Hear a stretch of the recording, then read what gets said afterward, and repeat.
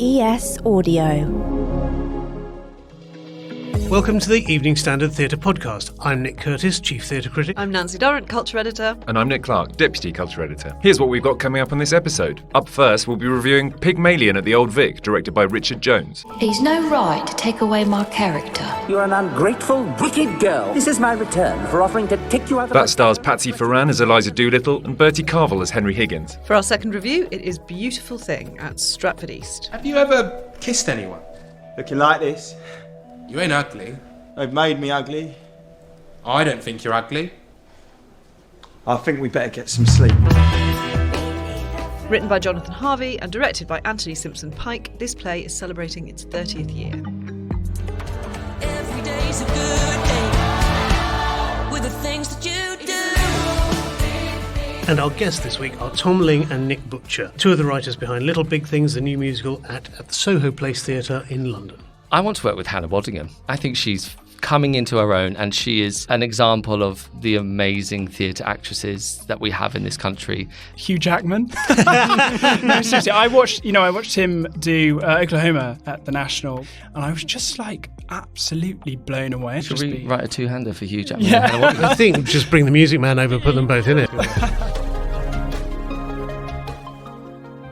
Welcome back to the podcast. I'm back from holiday. Really resentful. What's been going on? It's very nice to have you back. Nice to have the gang all back together again, isn't it? Yeah. Well, Nick Clark, I think you want to tell us about Starlight Express, don't you? After the massive news last week of a major musical arriving in 2024 at The Devil Wears Prada in October, there is another one, but this time it's a revival. Starlight Express is chugging back into London. Very nice. In June next year. Press night's at the end of June 30th. Now, I saw Starlight Express when I was about 10 years old, and it did leave an impression on me. I very much remember the skating and the weird costumes, and is now the time to revive it? Well, one of the amazing things about Andrew Lloyd Webber is that he does regularly revisit past hits. He's got a great dedication to his back catalogue, which I don't think is purely driven by profit. I think he genuinely quite likes taking these things out, shaking the dust off them, tinkering with them, seeing how they shape up. I saw it in the mid 90s, I think, when the Standard launched a listings magazine. It had been running at the Victoria Palace for quite a few years. It was undeniably exciting having these people whizzing around you on these tracks sort of built out into the auditorium. Yeah. I seem to remember I wrote a sort of slightly snotty review referring to rail privatisation at the time. Taking yourself a bit seriously. Maybe taking myself a little bit serious. I think Lloyd Webber had just been made a Tory peer at that stage, although he then went crossbench after that. But anyway, it'll be interesting to see how it stands up. As I say, the only song I remember in that is one called He'll Whistle at Me, which I think doesn't really stand the test. Might need a bit of a tweak. I have never seen Starlight Express, and I put on Twitter or whatever the hell it's called now, just sort of, Starlight Express is coming back. Is this a good idea? And I got very, very mixed response. I have to say, some people were like, "Oh my god, that was my gateway drug to London," as one friend of my friends said, which I thought was really sweet. But then other people were going, "Worst experience I've ever had in the theatre.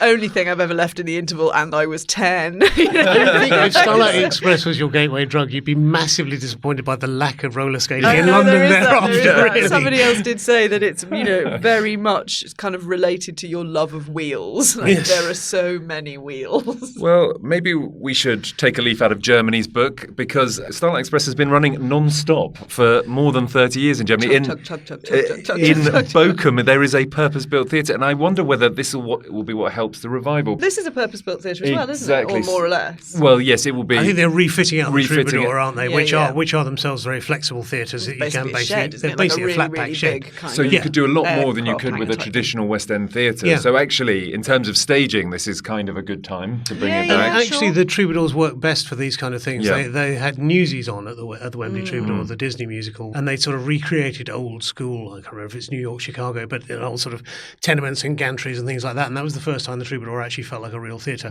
rather than a shed with seats in it, which is what it always felt like before. Maybe it'll be good. But it was funny reading this thing about the fact that it's still been running for 30 years and more in Germany. It made me think of sort of, those soldiers at the end of World War II who hadn't realised the war was over and sort of come out of the jungle about 4 years later, and it just feels that, it's just been carrying on, and but maybe they know something we don't. Maybe now is a good time to go. Somebody did say. I mean, Bochum has a population, I think, about 300,000. So who are these people? Who are tourists beating a path to it, or is the entire population of Bochum going to see it every week? There's a piece in the Guardian from about 6 years ago when they covered it, and apparently 16 million people had seen it by then. So I don't know how many more have seen it since, but it's in the Guinness Book of Records. So it's doing something right. The theatre business is insane, isn't it? It's absolutely mad. It must be costing a fortune. Yes. We were talking earlier about the most expensive show that's going to be in Broadway. Most expensive revival, apparently. So, which I think they're making that as a nice distinction. Obviously, there's some other sort of behemoth out there which opened on Broadway and cost even more. But yes,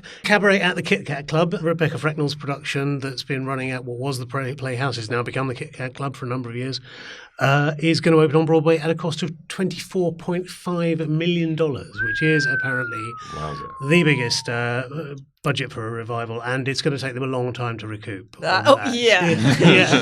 Well, just wait and see how costly the tickets are. Eddie Redmayne has been apparently guaranteed he's going back into it for the Broadway cast, and I've heard some kind of interesting stuff that I was told off the record about potential casting for Sally Bowles. And I can say no more. Torture would not ring it from my lips. Or possibly switching off the mic. Yeah. Even having to see Starlight Express in Bochum every night for 30 years would not ring it from my lips. But no, that's kind of interesting. I mean, and talking about the bonkers finances of theatre, we've also, another row this week, just to mention it briefly, although I'm kind of bored with the expensive theatre ticket row. Plaza Suite, £395, top price tickets there, for which you get 3 glasses of champagne and something else, That's what 3 glasses of champagne cost in the West End these days. That's the cost of living crisis for you writ large, isn't it? I mean, part of me was looking at this, and I agree theatre tickets are generally too high, it's too expensive, it's elitist, but equally, is theatre all going to be homogenous? Or are they going to be sort of theatre for the Ferrari guys and theatres for the mini drivers? I mean, there's obviously people out there who are prepared to pay £395 for 3 glasses of flat champagne. Well, and if they're prepared to pay £395 to watch, and it's Sarah Jessica Parker and Matthew Broderick, isn't it? Like, it's an event. It is definitely an event. And if there are people prepared to pay just under £400 for that, and as you say, 3 glasses of champagne, and if that means that somebody else who can't and wouldn't can pay 25 or 40 quid for a ticket somewhere else in the theatre because of those people who are paying that much money, then I really don't think it's an issue. And that's certainly the argument that producers make, that they would not be able to do the cheap tickets without the premium tickets. And they, I was speaking to a producer friend, and he pointed to it being a very small minority of the premium tickets are a very small minority. Only about 2 or 3 rows. It's just a great way of inventing things for the super rich to spend money on, isn't it? And better on the arts than on a super yacht. Can you imagine having that job? Just like, if you were the person who made up the really expensive stuff for the people, rich people. That would be such a great I once read a story about a wine brand, which I won't name, who would sell you a wine, a sort of vintage, sort of very, very high-end wine in a specially designed sort of ampoule, and somebody would come from the company and knock the top of the ampoule off with a special hammer so you could drink it. So you're spending sort of thousands of pounds on an ampoule, which is then smashed in front of you. That's the definition of the super rich, I think. So if they want to spend, £395 to help bring Sarah Jessica Parker and Matthew Broderick to London, then fine. And I just would like to say, happy anniversary, Nick Curtis. It is the 30th anniversary of Nick Curtis's first theatre review in the Standard, which he nearly missed. Which I did miss, actually. It was earlier this year. I thought it was next year, but it was only when I was looking out my review for Beautiful Thing, which we're going to talk about later, which I reviewed for Time Out at its first production 30 years ago, that I realised there was a review next to it from the Standard. This is, of course, pre-internet, so these are actually literally cut out and pasted into a cuttings book that I had. What was it? What did you review? Well, that was the very first one I did was an Australian play about an all-female singing group. I'd reviewed it on the Fringe for Time Out. Then the Standard asked me to see the transfer to the Shaw Theatre, which had an actress from Prisoner Cell Block H in it. Oh, wow. I have a feeling it was then made into a film with Chris O'Dowd years later, but I think the title might have been changed. If there's anyone out there who can remember this show, remember what I said about it, please do let me know. But yes, it was 30 years ago this year that I wrote my first piece for The Standard. Well, congratulations. Thank you very much. I'm mildly ashamed that my career hasn't progressed. I'm basically doing what I did 30 years ago. I'm doing what I love. Yeah, absolutely. Speaking of which, should we just get into our first review this week? Yeah, let's do that. Pygmalion at the Old Vic. I didn't get to see the press night of this one, I think because I was in Greece, but I'm hoping to see it soon, although it has had quite mixed reviews, I must say. Nick and Nick, you saw this one together. Who's going to kick off? Well, we had, I think, varying reviews ourselves or varying views on this one. Yeah. It has had mixed reviews. I mean, I've seen it from sort of 2 stars to 5 stars, but it tends to sort of be around the middle, to be honest. I'd never seen Pygmalion before, so this was totally new to me, and it was... I didn't really know what to expect. I mean, other than the kind of reminiscences of the vague warblings of Audrey Hepburn and Rex Harrison. So, and I thought, well, that's not going to be a great guide. It's the story of Eliza Doolittle, who is a flower girl at Covent Garden. And at the start of the play, there's a sort of big to-do as she tries to sell her flowers to well-to-do people leaving the theatre or the opera. Yeah. And there she meets Henry Higgins, who sort of teaches phonetics and is obsessed at placing people by where their accents come from. He sounds awful. Well, just you wait. And, just you wait, Higgins. And there's a bit of a contrivance, but they end up, he has a bet with Colonel Pickering, his colleague, about whether they can take Eliza Doolittle and turn her into, his words, a duchess, or pass for a duchess, Pass essentially. her off as a duchess, yes. So when it opened, I've got to say, my heart initially did not sing. It was all quite confusing. It was a bit of a kerfuffle. I couldn't hear everything. The staging was sort of oddly stylized, and throughout, really, it's sort of built with soundboards on either side. It's obviously referencing the materials that Henry Higgins uses and the sounds and things like that. It's quite clever, but it didn't quite work for me. And the costumes are odd because it goes from sort of 1910s when the play was originally set to 1930s when Bernard Shaw did a sort of film version of it. Yep. And it dances between all sorts of different things. So it's slightly confusing, a little bit jarring. But then it all changed for me. But why don't I hand over? I'm not going to dominate this. So, Nick, why didn't you? Yeah, I mean, I was looking forward to this hugely because I think Patsy Ferran is wonderful. Yep. I think she's a tremendous actress at the beginning of the year. And what extraordinary range. At the beginning of the year, she steps into Streetcar Named Desire with a week's rehearsal and learns the part of Blanche and Dubois. Reinvents that part. Absolutely, steals the entire show. Yeah. And here she is in broad Cockney comedy. Yeah. She's just an actress of amazing range. Bertie Carvel is probably one of the most transformative actors out there on the scene, I think. Physically, I think I've never seen anyone transform. No, I mean, he's just totally different in every single thing he does. Even our greatest actors are a little bit themselves, in everything they do. But he is just totally different every time around. So I had high hopes for this. I like the work of the director, Richard Jones, which is always quite stylized. Sometimes stylized to the point where you feel the actors have been sort of told, stand there and do this, and I don't want any argument from it. This one, I think that the stylization is sort of slightly dialed back.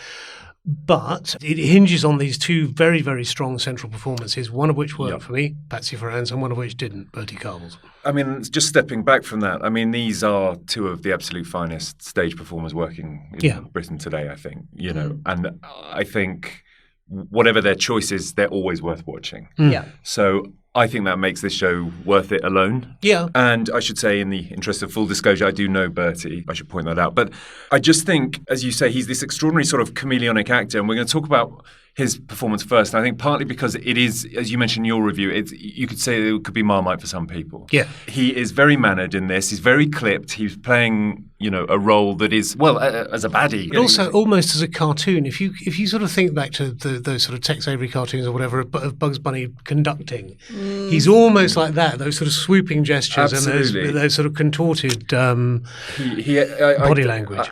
Absolutely. And I think with that, you either go with it or you don't. And if you go with it, as I did, I found it really, really rewarding.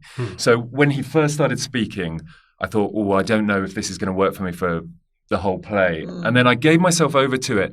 And as you say, it was like a conductor. He completely dominates the stage. I found him irresistible to watch. It's an extraordinary presence. And in this role, it was sort of creepy. And you thought, it shouldn't be watchable, but I found it extremely watchable. But Henry Higgins is a domineering character, isn't he? He's an awful man. He's an awful man but, who is like, I'm in charge. Yeah. What I'm going to do is the right thing, and everything. You all just need to get on with what I'm asking. It's and I think one of the ghastly. reasons this has had, just to sort of step away from the performances slightly for a moment, one of the reasons I think I was slightly baffled as to why Richard Jones always chooses really unusual things to do in the theatre. So he's got a huge parallel career in opera, but he did an amazing government inspector at the Young Vic with Kyle Soller some years back, which was one of the most extraordinary things I've ever seen. He did Molière's Le Bourgeois Gentilhomme, which has never been done since then in London. Did the Harry VIII with Bertie Carvel. Did the Harry VIII with Bertie Carvel, Okay, yes, exactly. okay. So you sort of think, why Pygmalion now? It is a play about social mobility and having a slightly sort of puckish attitude, suggesting that social mobility is a myth, is impossible. That actually, as Eliza is spoiled by education, she's educated above her station and therefore is rootless, effectively. She can't, she's been bred up to expectations that will never be met for her, and she can't go back to where she's from. That's true, but she sort of then, spoiler alert, takes control of her own destiny. Sort of, yes, yeah. But I mean, it does hinge on Higgins being awful. We can argue about how much of it is a romance or a sort of subdued romance, but certainly at some point she's brought to a space where she craves his approval. Yeah, But- she has to submit, which has always been my problem with. Well, and that's true, but they completely remove any romantic element from this, and I think that's a good thing. Yeah. I've got to say, because this is about power and dynamics and taking someone who they just see as an object, completely remolding them, and then essentially wanting to throw them away. And I actually think there is a good reason for it to be staged now. I mean, the class stuff some of it feels slightly archaic, I think, and certainly the extent to which it's covered in Bernard Shaw, but it was written obviously over 100 years ago. Yeah. But it is that sort of almost toxic men using women for their own ends in a way. And I mean, it couldn't have landed given what's in the news at the moment. I know that's a coincidence, but it sort of plays into the society we're in at the moment, I think. And I really read it in those terms. And there are two scenes that I think you should go and everyone listening to this should go and watch this play. One is the comedy, the sheer brilliance of the two actors, of all of the actors. There's some great supporting roles as well. Yeah. John Marquez as Alfred Doolittle, Sylvester Latouzel as Mrs. Higgins. Yeah. But there's a brilliant comedic scene in which Patsy Ferran as Eliza Doolittle sort of comes out into society for the first time and tries basically to pass. And they done her in. Absolutely brings the house down. It's one of the funniest scenes I've seen in theatre. Them has done her in. Yes. Absolutely brilliant. But the other scene at the other end of the scale is the sort of the denouement between them. I absolutely, had my heart in my mouth for the entire thing. It was two actors basically going at each other and deconstructing each other, the two characters deconstructing each other, battling against each other. And I found it absolutely mesmerising. Yeah. And again, I would say it is worth it because I think many people will pick holes in different bits of this, whether the production or whatever. But that is just brilliant theatre. I think you're making a really, really good argument for it, and it is really funny still. For a play written over 100 years ago, it is really funny. It's very smart, very, very clever. All the way through as well, isn't it?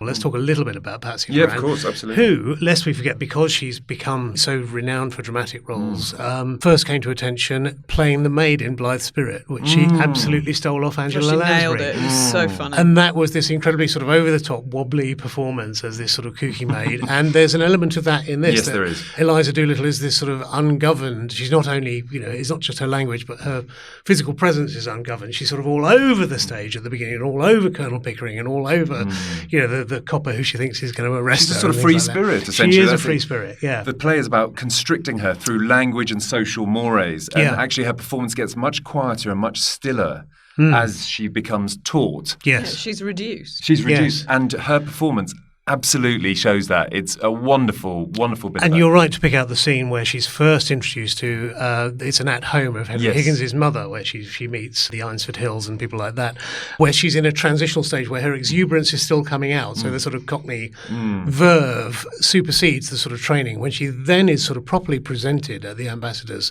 reception, she looks incredibly frail and terrified. And almost completely silent. She hardly talks at all. Yeah, she doesn't speak at all in that She's scene. lost her voice, essentially. Yeah.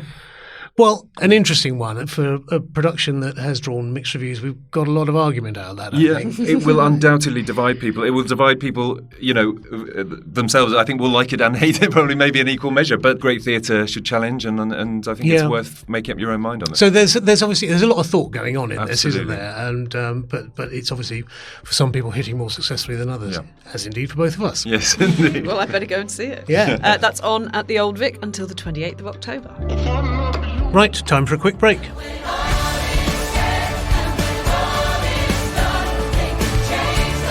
Coming up, we'll be joined by two of the writers behind Little Big Things, the musical. Make sure to hit follow on the podcast so you never miss an episode.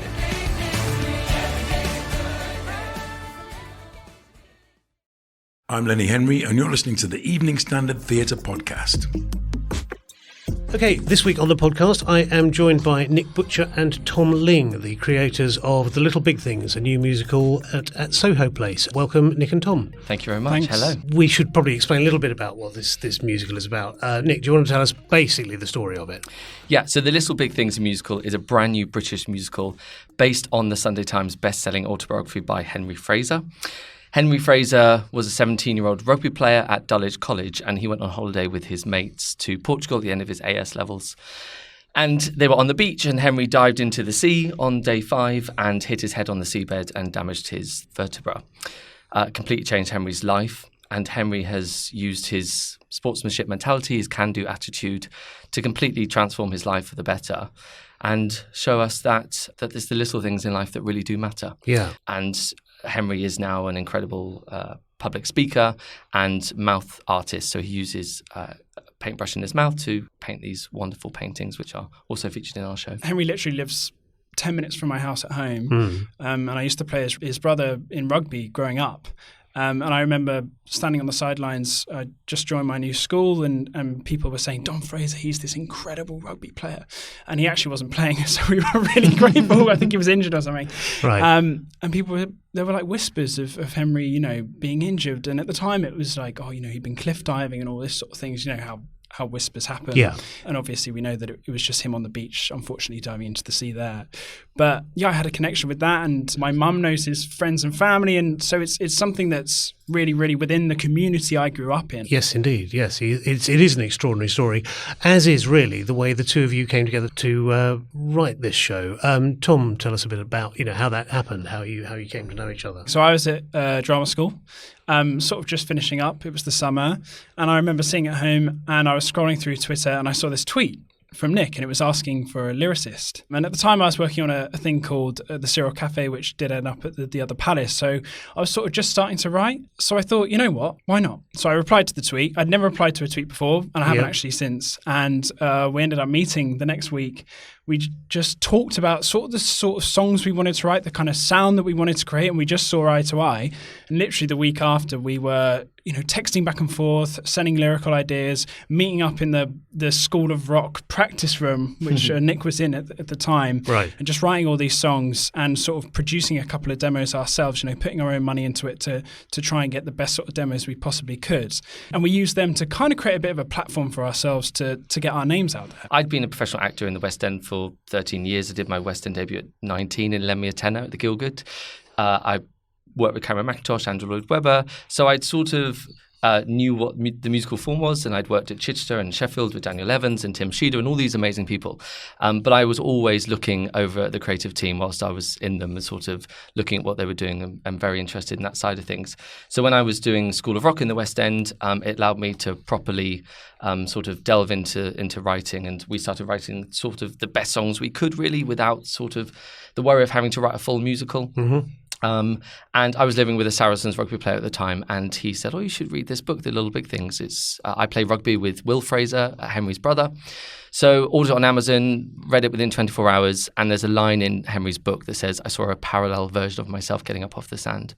And as soon as that happened, or as soon as I read that, I saw the 17-year-old version of Henry, and that's how we came up with our two Henrys. I wrote Henry a letter, and I sent him that letter, and 4 weeks later, we were both sat in his living room, and we basically said to Henry, I think we can make a show out of this. And he quite bravely just said, I trust you, go and make it happen. And then his agent, who looks after J.K. Rowling, they're sort of big dogs, and they called me in the car one day and they said, we're not quite sure how you've got this far, but Henry seems to like you. Right. So we're going to sort of give you the rights for a little bit.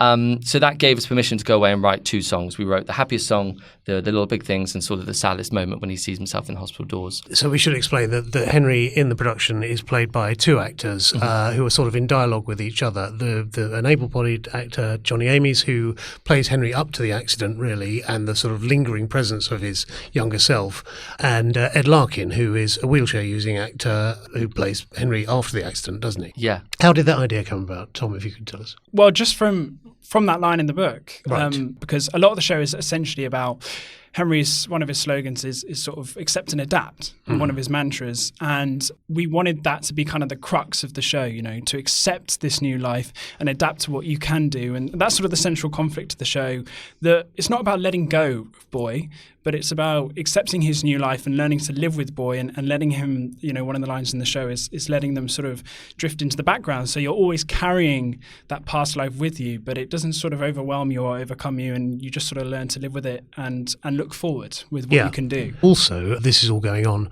effectively under lockdown, isn't it? A lot of it. Absolutely. And we got offered to go to Goodspeed musicals in Connecticut in America just before the pandemic. To write the first draft of this. So we were on the Connecticut River in January 2020, and we were there with Michael R. Jackson, who wrote A Strange Loop, Miranda Cooper, who wrote Fantastically Great Women, Karen Hersey, who wrote Spirited, and they basically bring all these writers from around the world and they put them in houses, and at 8 a.m. every morning you have a bagel, and then you go away and write the song, and you come back at 6 p.m. and you have to perform it to each other. So everyone just performs what they wrote that day. Yeah. And musical boot camp by the sound of it. Yeah. And that's where we wrote the first draft, and we were out there with Joe. Joe is the book writer, we should say, shouldn't we? The playwright is the book writer. Incredible book writer. It's his first musical. He's very much a playwright, and he took a chance on this. When he first read it, he wasn't sure. He had question marks whether he could do it, and it's just been amazing working with him, because he's been so adaptable, as we've all sort of, as new writers, as a new writing team, try to figure out what's the best way to do this. You're sort of figuring each other out, figuring out the process. And working with him has just been amazing, because he's just, in my opinion, gone from strength to strength in terms of his writing in the musical form. And the result is a book that really, really lifts up the songs. And I think everything is really, really well put together, because our collaboration has been, there's sort of not really any egos. It's been very much like everything can be discussed, every song, every scene. This is another first in musical theatre, I think. I know. But it's so spearheaded by Luke Shepherd, who is just so wonderful and is sort of all over every department. So sort of about marrying all the different elements, which is so key to building a new musical. I must say, part of bringing on Joe was also bringing on Nikki Miles Wilding, who's our dramaturg and associate. And Nikki really helped us navigate telling a disabled story. Sort of a bit serendipity as well. My agent, or our agent that we signed with at the time, went in to meet legendary West End producer Michael Harrison about another project. And many years earlier, I'd done a production of Barnum for Michael. And as my agent left his office, he opened the door and there was a picture of me on the 300th show with Brian Connolly at the front. And he went, I look after Nick Butcher as a writer now. I don't know if you know. He went, I knew he was doing some stuff. What does he want to do? And he said, he wants to do the show called The Little Big Things, based on the autobiography about Henry Fraser. And he was like, sit back down. And he sat back down. And he said, tell me the story, play me some songs. And Michael went on holiday and he just said, I couldn't stop listening to the songs. And he sent us an email. It literally said, I'm 100% in. No full stop, no kiss, no nothing. And that from that moment on, Michael Harrison has been 100% committed.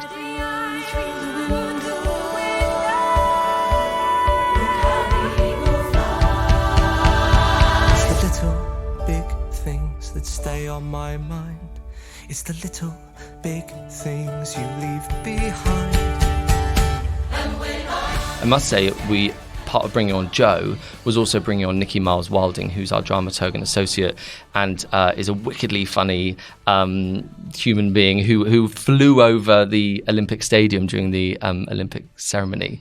And Nikki really helped us navigate telling a disabled story. Right. And that was really important, and there was no other way we would have done it, but making sure that every part of our journey of developing this musical was inclusive and had actors with lived experience and creative team. And that goes through to like our band.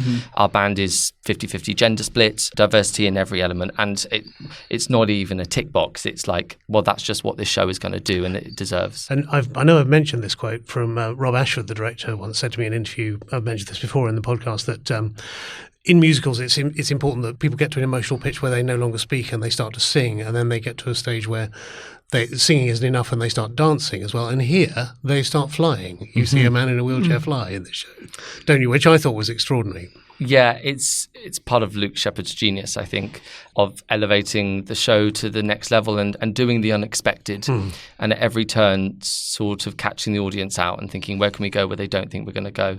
It's a really beautiful moment. Henry's painting his painting. He's used all the little things which in our show are colours. And then by the guide you, he's used all the colours that leap from inside of you. Yeah. And he paints this wonderful last painting, which I won't give it away, but it's quite emotional when it's revealed in the show.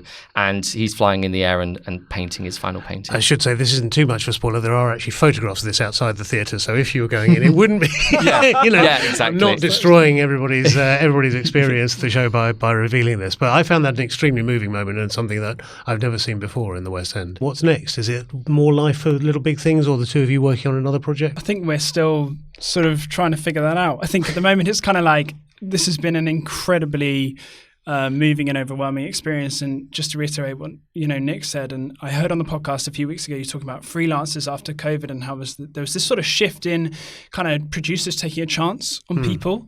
And I feel like that's really, really important. And Michael has never wavered in his support of us. And to support a brand new team like this all the way through to the West End stage and have that trust. And it wasn't even him coming in, giving us notes every day and changing things. He honestly sort of just let us get on with it. And he'd come in and he'd read a draft and he'd go, okay, this one little thing. And it would be like the perfect note. And we go away and it would grow and grow and grow. So, it's been a novel experience for us, a really, really amazing, sometimes overwhelming experience. And I think we're just sort of enjoying it while it lasts. Just breathing. There's nothing more exciting than being in the middle of like a tornado in the West End when you feel the buzz around you. We've had the most exciting couple of weeks. And Twitter is talking and everyone's talking about the show. So that is just the biggest compliment, really. And we're super excited. In a dream scenario, who would be the sort of West End star or celebrity you'd like to work with now? I want to work with Hannah Waddingham. I think she's coming into her own, and she is an example of the amazing theatre actresses that we have in this country. And when they get their spotlight to shine, they really take it. And I'd love to work with Hannah. Tom? Hugh Jackman. No, seriously, I watched him do Oklahoma. I watched a recording of that at the National when I was at GSA, and I remember watching it because I knew him from films and everything, and I was just like absolutely blown away, and I couldn't quite believe what I was seeing. And of course, he's just gone from strength to strength, and he's just an incredible performer. So I just think having a show with him in it would Should just we be write a two-hander for Hugh Jackman? Yeah. I think just bring the Music Man over, put them both in it. That's the way to do it, I suppose. But do your own thing, though. Yes, you're right. Brilliant. Well, thank you both for coming in. Thank you. Thank you so much. Let's go to the ads. Coming up in part 2, we review Beautiful Thing at Theatre Royal Stratford East. See you in a sec.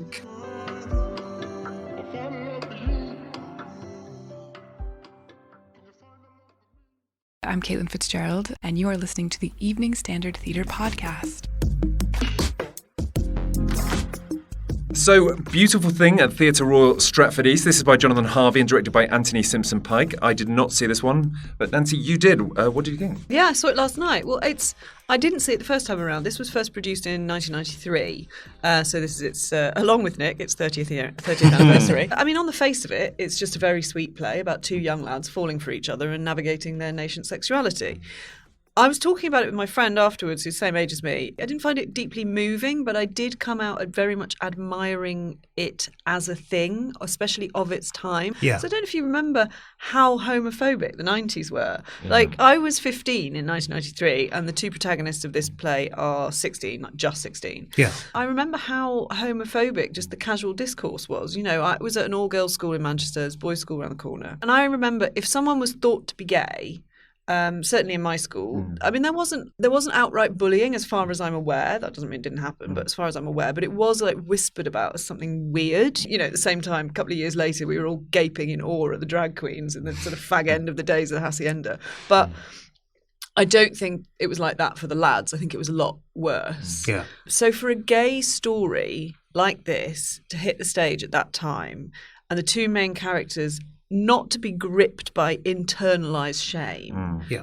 And for there to be a beautiful, hopeful ending, which is what Jonathan Harvey set out to do. Must have been like a flower blooming in a landscape. I think it was a huge political act. Well, what we should also mention at this stage is Clause 28, which had come in 4 or 5 years before this was written. Of course. The Thatcher era legislation, which forbade the promotion of homosexuality as a pretend family relationship. I think that was the that was the wording. But basically, it was just used to sort of repress gay it's disgusting. stories, and that was a huge thing in the theatre world at the time. Also, the other thing about this play is it's set on a London council estate. Yeah. They mentioned Bermondsey in this. I thought at one point they said they were in Thamesmead. Yeah. But anyway, it's sort of South London council estate. Yeah. I think some tweets. No. She said he was the most beautiful baby in Bermondsey, which is when he was born, which was 16 years before. Well, there we go. Anyway, now we've worked out. But you're absolutely right. But so to have a council estate story of working class people having a gay romance, and it to be celebratory rather than tragic, was also a huge political act at the time, and a great move forward. Most of the 80s gay stories were also people being unhappy and tragedy, and we should remember also that the AIDS crisis hit in the early 80s, so a lot of stories were still reacting to that and still sort of processing that. Yeah.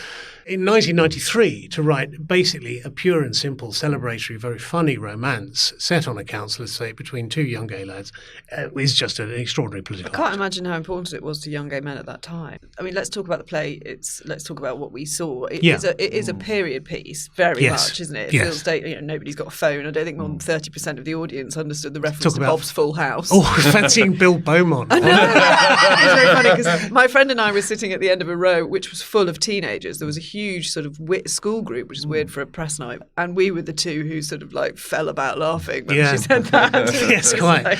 You're right. It's pre-mobiles. It's at a certain stage in gay culture, I think, as well. Yeah, it's got these two young characters. Steve is a sort of sports mad lad who lives next door to Jamie, the other one, and Steve's dad is a violent drunk, and his brothers are violent as well and homophobic. The fear that he is gripped by is the fear of violence from them. That's contained within the house, as in the play. It's not to do with his own sort of shame or anything like that, but it's still very present, and it's still very present now. So it is dated, but at the same time not dated enough. Yes, it's true. It's dated, but in quite a charming way. Yeah. I mean, let's talk about the performances a bit as well. I thought they were mostly lovely, especially the younger characters. Steve is played by Raphael Akawudike and Jamie by Rilwan Abiola Owokaniran.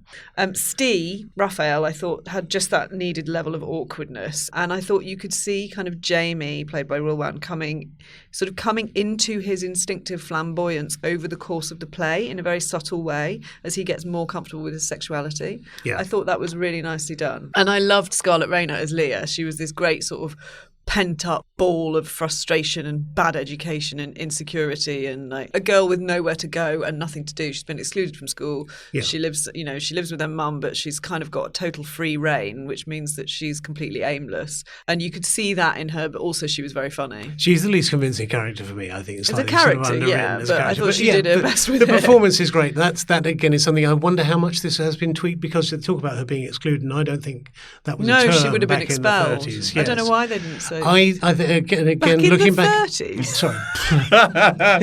How old are you now? An extensive skincare regime.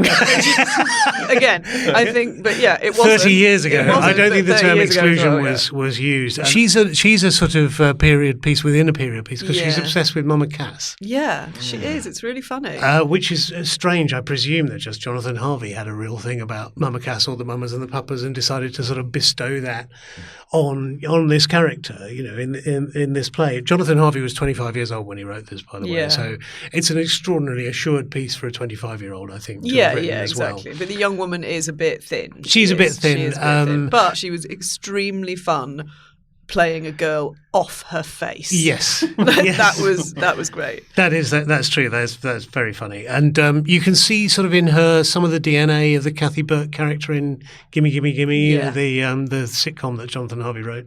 I loved Tony, the boyfriend, pointing out his new wheels in the car park downstairs, which he describes as gravy brown. That was a sort of desirable colour for a minivan in 1993. And I really like Siobhan Marks as Sandra as well. Did you? Because I found her a bit one note, actually. Yeah. I wasn't always convinced by her. I think the female characters are not the best delineated ones here, but I like the sort of energy of her performance. And I don't know. I mean, I as you say, it's stated and things have improved, but things have also not improved as much as we'd have liked. And I love the fact that everybody here is trying to understand. There isn't, the bad characters are all off stage here. They're the violent drunk dad, and they're the people we never see.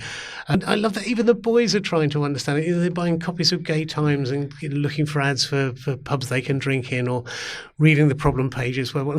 It's really sort of sweetly earnest. It is seen as this landmark play, obviously, and 30 years on, the drama itself and the narrative and all that for someone who's never seen it before, does it really work? Yeah, I think it does. It describes a fairly shallow arc, I would say. There's not, a huge amount of event or, character development, but it's a very neat and beautifully formed, beautiful thing of a play, I think. Yeah, really. It is lovely. So it does hang together. And there's another thing that we won't spoil at the curtain call, but I think the curtain call is really special. Yeah. Oh, lads, I saw Red Pitch on Monday. Yeah, so I just wanted to say, it's really good.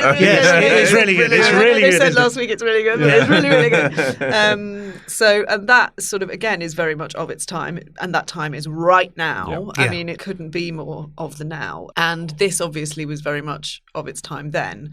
It has a certain sort of staginess that something like Red Pitch doesn't have, despite the fact that it's got moments of contemporary dance movement type thing in it. But ultimately, I think it's just really important that these stories are told and told again, and that new ones are written. That these boys are normal. Understanding that needs to be normalised. Yeah. Plays like this are part of that. There's a thread possibly connecting the two in that they are celebrating people who are not always necessarily celebrated by the culture. Especially now with people of colour. I'm talking about Beautiful Thing, particularly that they've changed the casting.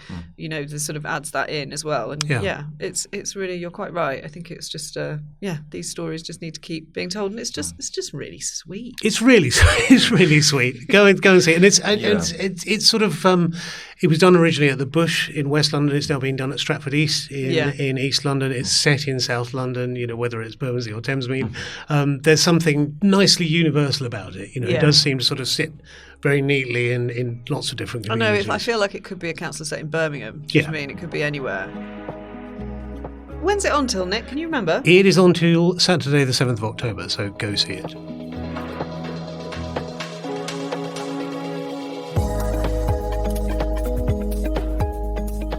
And that's it for this week's episode of the Evening Standard Theatre Podcast. Check out all our other episodes below, which include interviews with Sir Ian McKellen and Roger Allam, Jenna Coleman, Eddie Izzard, Tim Minchin, and many more. And don't forget to subscribe to the podcast so you never miss an episode. Thanks as ever to our producer Rachel Abbott, and we'll see you next Sunday.